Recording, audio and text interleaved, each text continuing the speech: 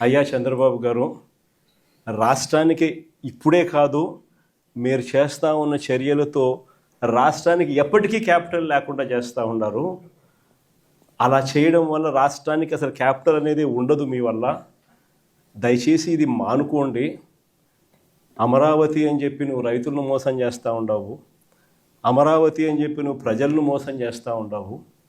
ఆ అమరావతిలో రోడ్లు వేయడానికే, కరెంట్ వేయడానికే, డ్రైనేజ్ వ్యవస్థ నెలకొల్పడానికే, నీళ్ళు ఇవ్వడానికే, ఇలాంటి బేసిక్ వసతులు కల్పించడం కోసమే నువ్వంతటి నువ్వే ఎకరాకు 2 కోట్లు ఖర్చు అవుతుంది అని చెప్పి నువ్వంతటి నువ్వే సెంట్రల్ గవర్నమెంట్కు డిపిఆర్లు ఇచ్చినావు, నువ్వంతకు నువ్వే బ్యాంకులకు డిపిఆర్లు ఇచ్చినావు. ఈ లెక్కన 50,000 ఎకరాలకే 1,00,000 కోట్లకే దిక్కు లేదనుకుంటే మరో 50,000 ఎకరాలని చెప్పి నువ్వు మళ్ళా వచ్చి మళ్ళా తీసుకుంటూ 1,00,000 ఎకరాల అమరావతి అని చెప్తూ ఆ 1,00,000 ఎకరాలకు 2,00,000 కోట్లు తేవాలి అని అంటే ఆ 2,00,000 కోట్లతో నువ్వు నిరంతరం రోడ్లు వేస్తూనే ఉంటావు, నువ్వు నిరంతరం కరెంట్ ఇచ్చే కార్యక్రమమే జరుగుతూ ఉంటుంది, నువ్వు నిరంతరం డ్రైనేజ్ పనులే చేస్తూ ఉంటావు, నువ్వు నిరంతరం నీళ్ళు ఇచ్చేదాని కోసమే నువ్వు అవస్థ పడతా ఉంటే ఇక రాజధాని ఎప్పుడు వస్తుంది? ఎన్ని దశాబ్దాలు పడుతుంది? ఇప్పటికే 12 ఏళ్ళు అయిపోయింది 2014 నుంచి ఇప్పటికే దిక్కు దివానం లేదు. ఇంకా ఎన్ని దశాబ్దాలు పడుతుందో తెలియదు. డబ్బంతా రోడ్లకే ఖర్చు అవుతుంది, డబ్బంతా కరెంట్ వేయడానికి ఖర్చు అవుతుంది, డబ్బంతా డ్రైనేజీలు పెట్టడానికే ఖర్చు అవుతుంది. ఇంకా ఎన్ని దశాబ్దాలు పడుతుందో.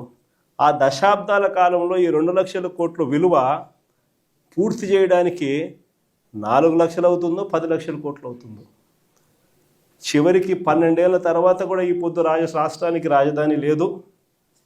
ఇంకా 20 ఏళ్ళ తర్వాత కూడా మన పరిస్థితి ఏమిటంటే అప్పుడు కూడా రాష్ట్రానికి రాజధాని కనిపించదయ్యా. అయ్యా చంద్రబాబు, ఇది మానుకో. ఆ 2 లక్షల కోట్లలో 10% పెడితే చాలు, 10% పెడితే చాలు.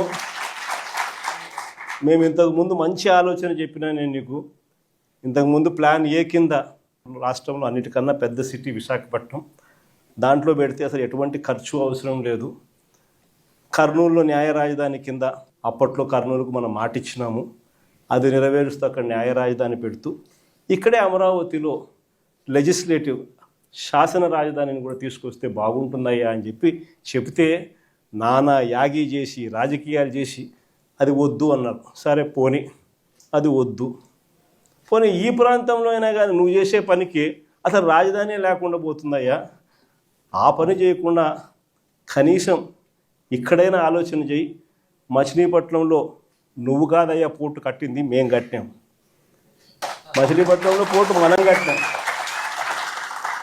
మన హయాంలోనే మనం భూములు తీసుకుంటాం, మన హయాంలోనే మనము అనుమతులు తీసుకొచ్చినాం, మన హయాంలోనే మనం ఫైనాన్షియల్ క్లోజర్ చేసినాం, మన హయాంలోనే మనం బ్యాంకులతో నీట్గా టైఅప్ కూడా చేసి స్టార్ట్ చేసి 30-40% వర్కులు కూడా పూర్తి చేసినాం మన హయాంలోనే. ఆ పోర్టు అయిపోతుంది. మచిలీపట్నం నుంచి విజయవాడకు కేవలం 70 కిలోమీటర్లు, విజయవాడ నుంచి గుంటూరుకు మరో 40 కిలోమీటర్లు, మొత్తం ఈ 110 కిలోమీటర్లు హైవే ఉందయ్యా. విజయవాడలో ఇంటర్నేషనల్ ఎయిర్పోర్ట్ ఉంది, మచిలీపట్నంలో పోర్ట్ వస్తూ ఉంది. ఈ హైవేకి అటు ఇటుగా ఎక్కడ నువ్వు ఆ బిల్డింగులు ఇక్కడ కడితే దీన్నే మచిలీపట్నంలో నుంచి మా, విజయవాడలో నుంచి విఐ, గుంటూరులో నుంచి గన్ను. ఆయన వైజాగ్లో ఉండేదానికి ఇల్లు కట్టడానికి ప్రయత్నించాడు, అది సరిగా పూర్తి చేయలేకపోయాడు. ఒక ఇల్లు పూర్తి చేయలేకపోయాడండి ఈయనేం చేయగలుగుతాడు? ఆయన 5 సంవత్సరాలు ఒక రోడ్ అనేసాడా? ఓకే చలో, రోడ్ అంటే మరి హై ఎక్స్పెక్టేషన్ ఆయనకి, మనం అంత ఎక్స్పెక్ట్ చేయకూడదు. సిసిడి ఉన్న వ్యక్తి దగ్గర నుంచి అంత ఎక్స్పెక్ట్ చేయకూడదు. కనీసం గుంటలు పూడ్చాడు ఆయన. 5 సంవత్సరాలు రోడ్డు పైన పడిన గుంట పూడ్చాడా? అరే గుంటలు పూడ్చలేనాడు. Plan B, plan C, plan D అంటే ఎవడు నమ్ముతాడు? There is only one plan A, అది ప్లాన్ అమరావతి. No change. ఒక్క వ్యక్తి బతికేదానికి 700 కోట్ల రూపాయలు ఖర్చు పెట్టి ప్యాలెస్ కట్టారే, అప్పుడు రాలేదు ఇవన్నీ డిస్కషన్. అప్పుడు ఏమైందండి? 4,000 రూపాయల డిస్కషన్. అడుగుతున్నా, సూటిగా ప్రశ్నిస్తున్నా. 50 కోట్లు ఒక ముఖ్యమంత్రి బతికేదానికి ఇల్లుకి 50 కోట్లు ఖర్చు పెడతాం ఎక్కువ. అలాంటిది వాళ్ళ లెక్కలేస్తే 50 కోట్లు కూడా అవ్వకూడదు. సో ఒక పక్కన 500 కోట్ల రూపాయలు ఖర్చు పెట్టారు. మళ్ళీ ఎన్జిటి మా పైన ఫైన్ వేసింది స్వామి, ఇంకో 200 కోట్లు, అంటే 700 కోట్ల రూపాయలు ఒక వ్యక్తి బతికేదానికి ఖర్చు పెట్టారు. ఇక్కడ మేము కట్టేది వ్యక్తుల కోసం కాదు, 5 కోట్ల ఆంధ్రుల కోసం రాజధాని కడుతున్నాం. ఇప్పుడు జగన్మోహన్ రెడ్డి గారికి ఇట్స్ వెరీ అన్ఫార్చునేట్, ఆయన మన ఆంధ్ర రాష్ట్ర ముఖ్యమంత్రి ఆయన, ఎందుకంటే కనీసం అవగాహన లేదు. ఆయన ఏమంటాడు, ఎన్హెచ్ఐ ఇంత ఖర్చు పెడుతుంది కిలోమీటర్కి, మీరు ఇంత ఖర్చు పెడుతున్నారు. 8 లైన్ కంపేర్ చేస్తే వీఆర్ స్పెండింగ్ ఈక్వలెంట్. మీరు 8 లైన్ని 2 లైన్ని కంపేర్ చేస్తే ఎట్లా కంపేర్ చేస్తారండి? కనీసం కామన్ సెన్స్ ఉండాలి కదా. ఒక ముఖ్యమంత్రిగా చేసిన వ్యక్తి 2 లైన్ని 8 లైన్తో కంపేర్ చేస్తే ఏం అర్థం అండి? స్ట్రైట్గా ప్రశ్నిస్తాం. మీరు చూడండి, అమరావతిలో మీడియా మిత్రులు మీరు అందరూ ఉన్నారు, తెలుగు మీడియా వాళ్ళు అందరూ ఉన్నారు. 5 సంవత్సరాలు అమరావతిలో ఏ పనులు జరగల, ఎన్నో వర్షాలు పడినాయి, కానీ అమరావతి రోడ్లు ఎంత పర్ఫెక్ట్గా ఉండే. 2014-19 మధ్యలో వేసిన రోడ్ ఒక్క గుంట పడలేదు. ఎందుకు? మొత్తం ఎలివేటెడ్ పర్ఫెక్ట్ డ్రైనేజ్ పెట్టి చేశాం. ముందు చూపుతో చేసాం, పర్ఫెక్ట్ ఒకేసారి కడదాం, మళ్ళీ రోడ్లు వేస్తాం కాదు. That is what we are doing.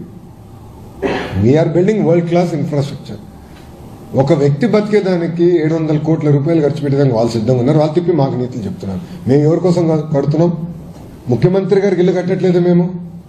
5 కోట్ల ఆంధ్రుల కోసం ప్రజా రాజధాని కడుతున్నాం. Yes, we will build a world class capital city.